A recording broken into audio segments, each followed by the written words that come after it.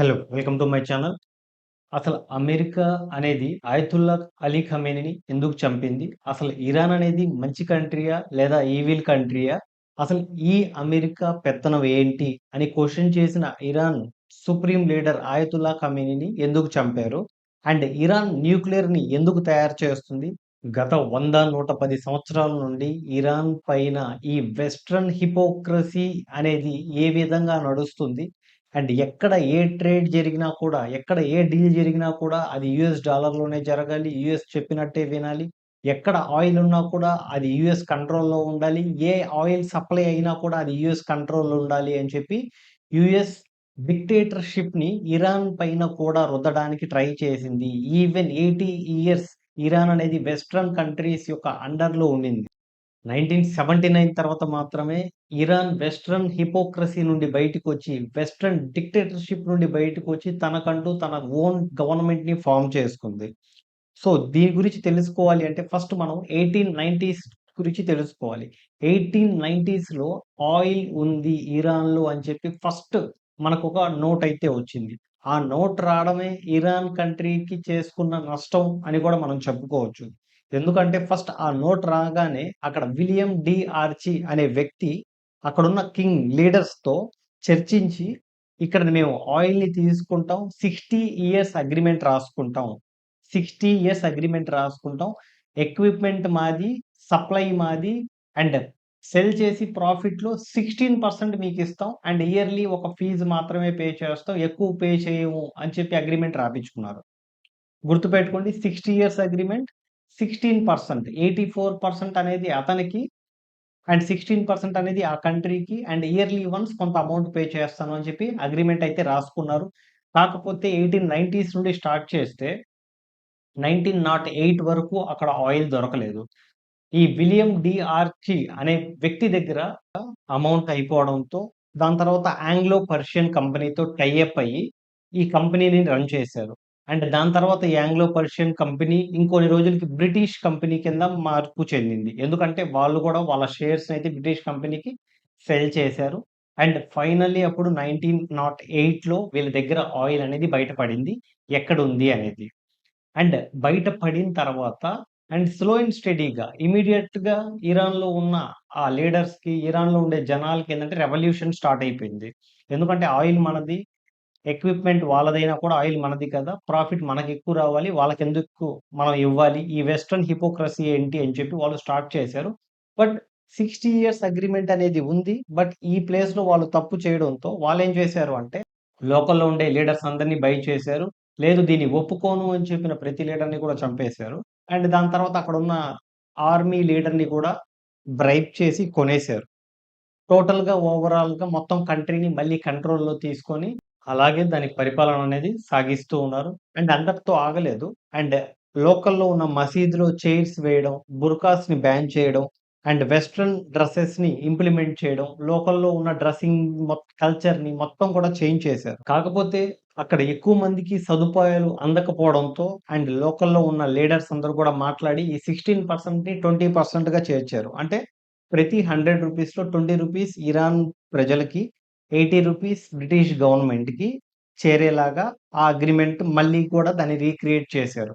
And అలాగా agreement continue అవుతూ ఉంటే సెకండ్ వరల్డ్ వార్ వచ్చింది. ఈ సెకండ్ వరల్డ్ వార్ అనేది వచ్చిన తర్వాత ఆల్‌మోస్ట్ ఈ బ్రిటిష్‌కున్న ఆస్తులు మొత్తం అనేది కొలాప్స్ అయిపోయి అండ్ వాళ్ళలో మెజారిటీ ఆఫ్ కంపెనీస్ అన్నీ కూడా ఈ ఇరాన్ ఆయిల్ పైనే రన్ అవుతుంది. ఈ సెకండ్ వరల్డ్ వార్ తర్వాత ఆల్‌మోస్ట్ ఇరాన్ పైన రష్యా కూడా కన్నువేసింది. జర్మనీ కన్నువేసింది. అందరూ కూడా దానిపైన కన్నువేస్తుంటే యూఎస్ఏ అందరిని ఎదిరించి అక్కడి నుండి నీట్‌గా ఇరాన్ నుండి వాళ్ళందరిని పంపించేసి ఆటోమేటిక్‌గా మళ్ళీ ఇరాన్ కావాల్సిన మిలిటరీ ఐటెమ్స్ కావచ్చు, ఫుడ్ కావచ్చు ఇవన్నీ కూడా ప్రొవైడ్ చేసి మళ్ళీ ఇరాన్‌ని మచ్చిక చేసుకుంది. అండ్ యూకే దగ్గర నుండి 50% షేర్స్ అనేవి యూఎస్ఏ బై చేసుకుంది. అండ్ 1951లో మీ అగ్రీమెంట్ అయిపోయింది. ఇక్కడున్న ప్రజలకి నచ్చట్లేదు. సో, మా ఆయిల్ మాకిష్టం వచ్చిన కంట్రీస్‌కి మేము అమ్ముకుంటాం. మేము ట్రేడ్ చేసుకుంటాం. మాకిష్టం వచ్చిన కరెన్సీలో మేము ట్రేడ్ చేసుకుంటాం. అండ్ ఓవరాల్‌గా మీ అగ్రీమెంట్ అయితే క్యాన్సిల్ అయిపోయింది. సో, వెళ్ళిపోండి అని చెప్పి వాళ్ళు క్లియర్ కట్‌గా ఎదురు తిరిగారు. ఎదురు తిరిగితే వాళ్ళకి అతనికి ఎవరైతే ఎదురు తిరిగారో మొహమ్మద్ మొసద్దిక్ అనే అతనికి ప్రజల సపోర్ట్ కూడా దొరికింది. కాకపోతే డైరెక్ట్‌గా సీఐఏ వచ్చి అతన్ని అరెస్ట్ చేసి తీసుకొని వెళ్ళి అండ్ మొహమ్మద్ రజా షా పహ్లవీని కింగ్‌గా చేసింది. అలా కింగ్‌గా చేసిన తర్వాత ఇంకా ఓవరాల్‌గా మొత్తం ఇరాన్ కంట్రోల్ అనేది యూఎస్ఏ చేతిలో ఉంది. జస్ట్ ఒక పపెట్ లాగా షా అనే వ్యక్తి ఆడేవాళ్ళు.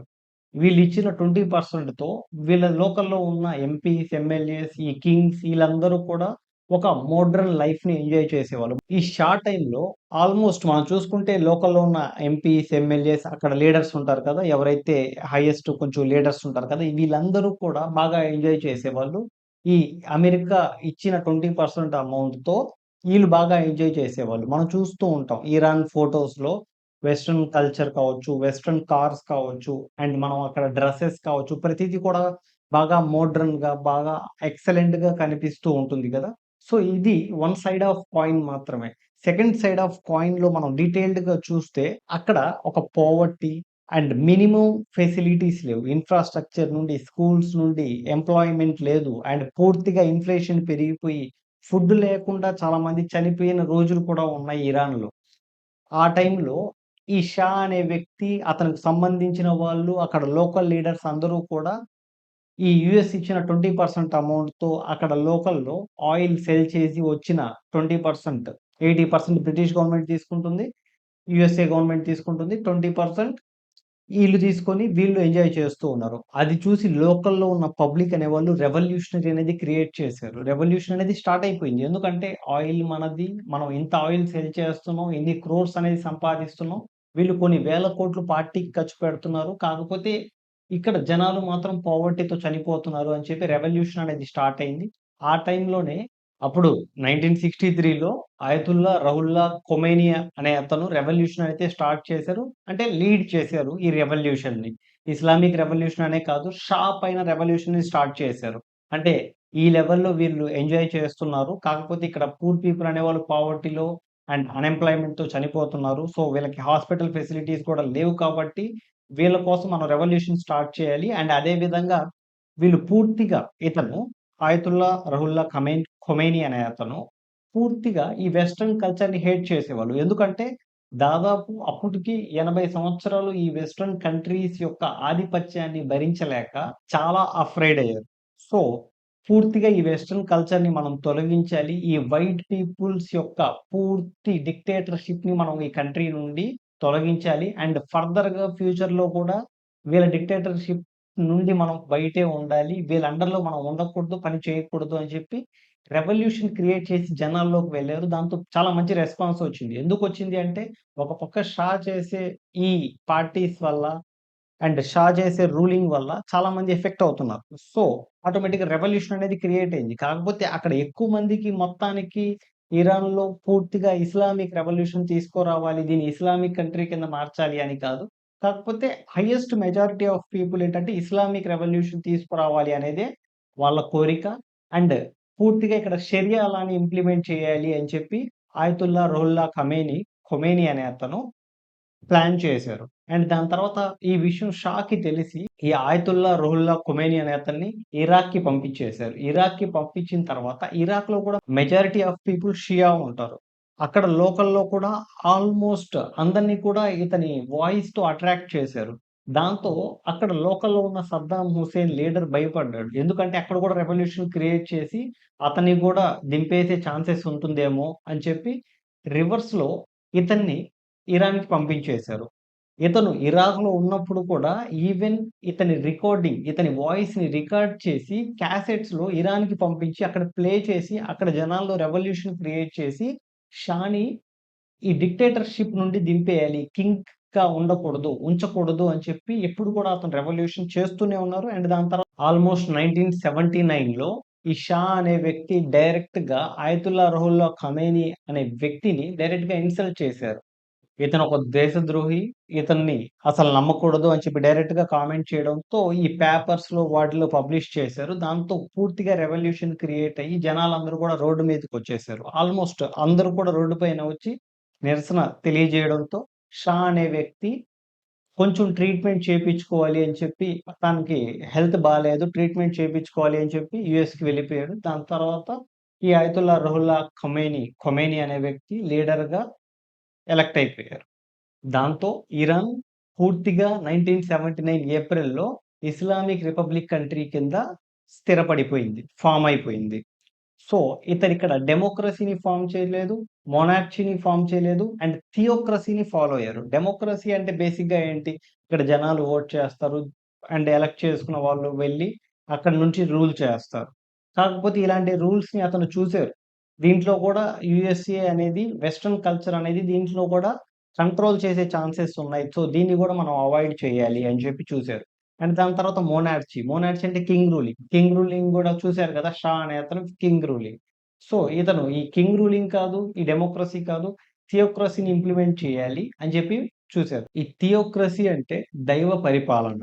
అంటే డైరెక్ట్‌గా దేవుడు ఏదైతే వాళ్ళకి ఖురాన్‌లో అండ్ వాటిలో రాసుంటారు కదా!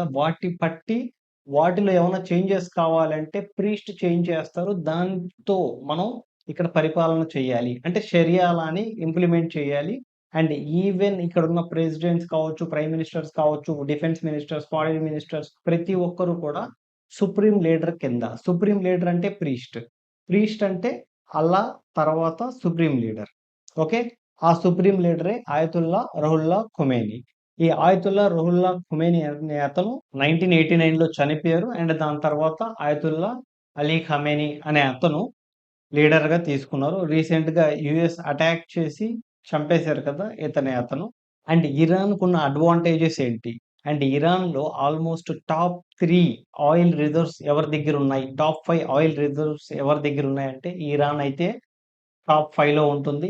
అండ్ నంబర్ 2 ఈ జియోగ్రఫికల్ స్ట్రక్చర్స్. రీసెంట్‌గా మనం చూసుకుంటే స్ట్రెయిట్ ఆఫ్ హార్మోస్ గురించి చూస్తున్నాం కదా! ఆయిల్ సప్లైని కంట్రోల్ చేయగలిగే శక్తి ఇరాన్ దగ్గరుంది. సో, అండ్ నంబర్ 3 ఇరాన్ న్యూక్లియర్‌ని తయారు చేసుకుంటే ఈ వెస్టర్న్ కంట్రీస్ నుండి ఇతరితర ఒక డిక్టేటర్‌షిప్ కంట్రీస్ నుండి తన కంట్రీని తను కాపాడుకోవడానికి న్యూక్లియర్‌ని తయారు చేసుకోవాలి అని చెప్పి ప్లాన్ చేసుకుంది. కాకపోతే ఈ న్యూక్లియర్‌ని ఏ కంట్రీ తయారు చేయకూడదు. న్యూక్లియర్‌ని బ్యాన్ చేసింది యూఎన్ఓ. సో, ఎవరైతే న్యూక్లియర్ తయారు చేస్తారో వాళ్ళ పైన యూఎస్ అనేది దాడి చేస్తుంది. ఓకే. సో, ఇప్పుడు న్యూక్లియర్ తయారు చేస్తుంది ఇరాన్ అని చెప్పి యూఎస్ఏ చెప్పి అండ్ అక్కడున్న న్యూక్లియర్స్ అన్నిటిని మేము నాశనం చేసామని చెప్పి ట్రంప్ గారు చెప్పారు. బట్ స్టిల్ నాశనం చేసిన తర్వాత కూడా ఖమేనీని చంపేశారు. ఓకే. సో, ఈ వెస్టర్న్ హిపోక్రసీ అనేది, ఈ వెస్టర్న్ కన్నింగ్ నేచర్ అనేది ఈ ఇరాన్ పైనైతే లాస్ట్ 100 ఇయర్స్ పైనుండే నడుస్తూనే ఉంది. సో, పూర్తిగా ఇరాన్‌కి ఫేవర్‌గా మాట్లాడాం అనుకోకండి. అండ్ ఇరాన్‌కి డార్క్ సైడ్ గూడా ఉంది. ఆ డార్క్ సైడ్ గురించి మనం నెక్స్ట్ మాట్లాడదాం. ఓకే.